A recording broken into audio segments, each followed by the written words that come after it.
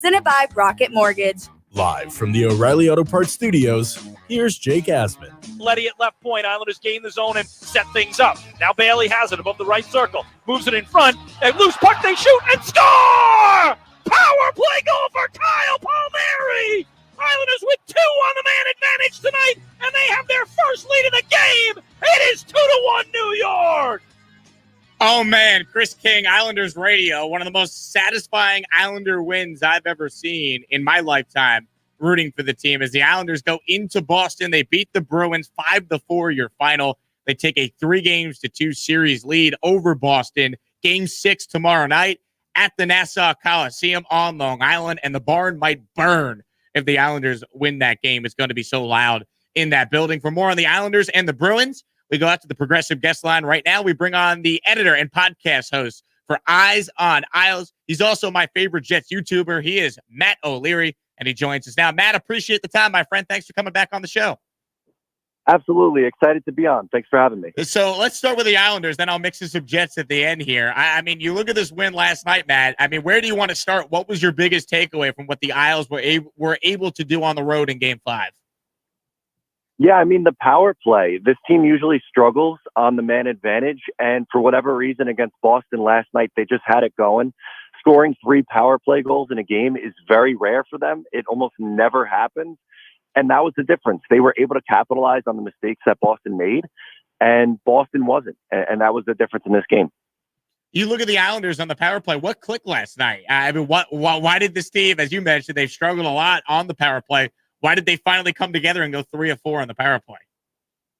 You know, to me, I think they were just moving the puck with some authority. I think they get too lethargic at times when they're on the power play and too much looking for that perfect pass. And they just seemed so much more comfortable last night. And they were decisive with where they wanted to go.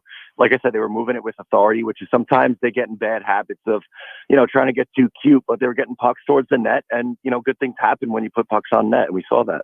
Matt O'Leary with us here talking Islanders and Bruins. Matt, I thought from an Islanders perspective, the fact that they were able to tie the goal late in the first period behind that goal by Matt Barzal, I thought that was everything for the Isles because the Bruins really were the dominant team throughout the game, but especially in that first period. In your mind, how significant was that Barzal goal to even things up late in the first? It was huge. They were significantly outplayed in the first period. I tweeted after the first, it was a minor miracle that the game was tied after the first. That's how badly they were outplayed. Boston, especially that top line, the Bergeron line, was just unbelievable for them. Pasternak had like a million scoring chances, it felt like, in that first. And somehow, Varlamov stood on his head. He kept them in that period. And then they got that goal late from Barzal. And you're heading into the room tied up at 1 when realistically, you could make the case they should have been down 2-3 goals already at that point, but it was huge getting out of that period tied. And to me, that's where things started to swing. Has Varlamov been the best player in this series? I think you could make that case. I really do. I mean, he's kept them in these games that they've won, and that they have 2 goalies that they can rely on with Sorokin as well. So the funny thing is, I'd feel comfortable with either one in the net, but right now with how Varlamov is playing, I really do think you can make the case he's been the best player in the series. I mean, particularly for the Islanders. Maybe you want to get into the Bruins and Pasternak and all the goals he scored, but I think without Varlamov, it's a completely different story.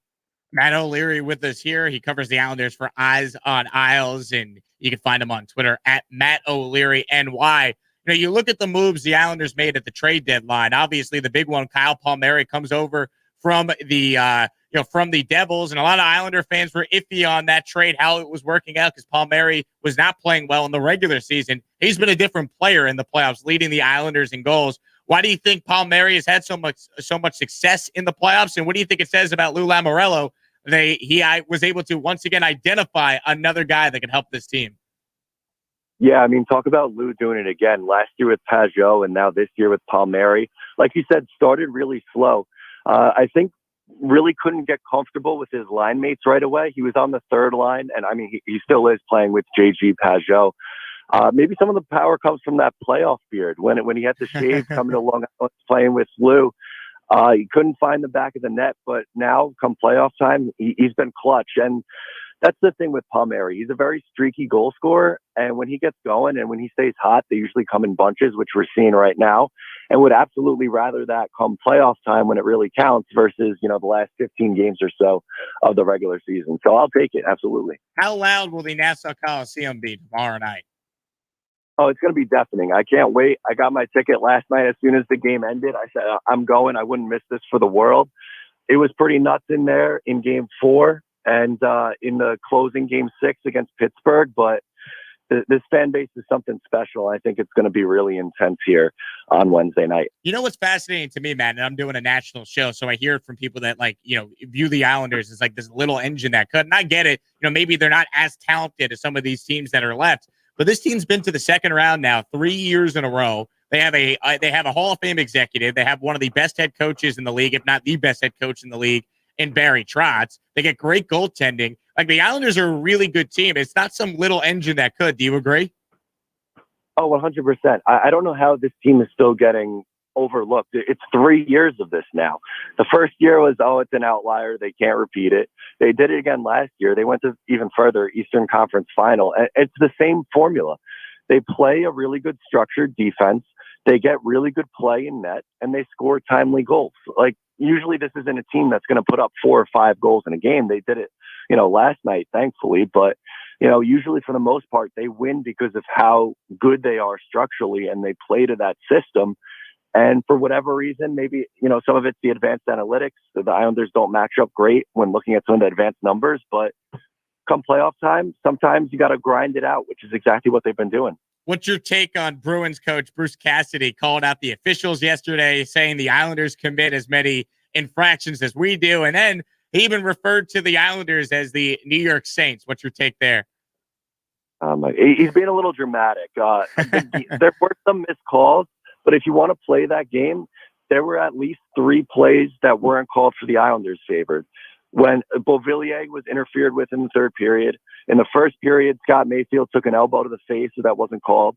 And the one power play that the Boston Bruins scored on, the slash on Adam Pelech, he lifted his stick. He didn't get any of the body. So that was a bogus call to begin with. So if he wants to call it like that, then that would be completely fair. But I think he's being a little biased right now and, looking for excuses as he's down 3-2.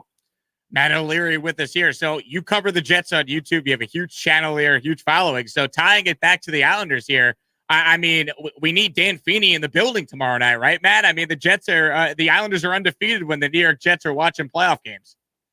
Absolutely. Got to get Dan Feeney, Zach Wilson back in the building. He's so much fun. He was so exciting whenever they showed him on the Jumbotron. I said, this is a guy that I want to be best friends with. I don't know if I want him starting right guard, but I will absolutely go to a game with him and have a blast. How do you feel about the Jets? Obviously, we still have months to go until, we get to the regular season and whatnot. But after the last 2 years with Adam Gase coaching this team, it seems like for the first time, maybe since the Rex Ryan era, that there is a lot of optimism from the Jet fan base. Do you agree with that sentiment? Totally. I mean, this year might be a little bit of a growth year, but anything's better than, a 2-14 team that really had no direction. Adam Gase was a disaster, but now it seems like they have competent leadership. Joe Douglas, I've loved his 2 drafts that he's had so far. I think he has a plan, and we're seeing that come to fruition. And you got to love what Robert Saleh's done. I know he hasn't coached the game yet, and the culture talk can be a little overrated at times, but it's completely different vibes at Florham Park, and for good reason, I think. If the Jets wanted to hire someone that is the anti-Adam Gase, I mean, they hit a home run with doing exactly that with Robert Saleh. Yeah, without a doubt. The energy that we've seen is tremendous, and he's another one. He was at, I think, Game 3 for the Islander series. He went to a couple of Knicks games. He's out. I think he's loving the New York scene, which, I mean, did we ever see Gase go out? Not that I can remember. I mean, he'd get booed if he went out. I think he was hiding from the Jet fan. Oh, without a doubt. It was brutal, man.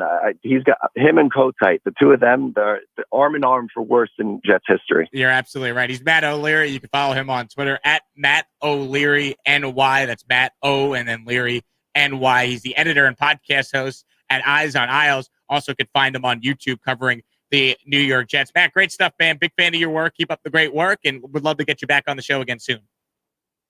Absolutely. Really appreciate it. Have a good rest of your day, man. Matt O'Leary with us there on the Progressive guest line, talking Islanders and mixing in some New York Jets, a New York-centric conversation there with Matt. He joined us, as I mentioned, on the Progressive guest line, and drivers who save with Progressive save over $750 on average. The point that Cassie's trying to make afterwards, he's trying to, juice the reps a little bit so we could get some calls in Game 6. He's playing the long game there, just like Barry Trotz said the comments about Patrice Bergeron kind of cheating a little bit on the faceoffs, and then the refs moved Bergeron out of the faceoff circle a couple times there. It's all gamesmanship back and forth, but calling the Islanders the Saints afterwards, oh man, the chants tomorrow night at the Coliseum. I mean, you might have a "Let's Go Saints" chant. It's going to be fun at the old barn. We'll take a break and wrap up hour 1 of 2. This is the Jake Asman Show with you till 11 a.m. Eastern time right here on SportsMap Radio.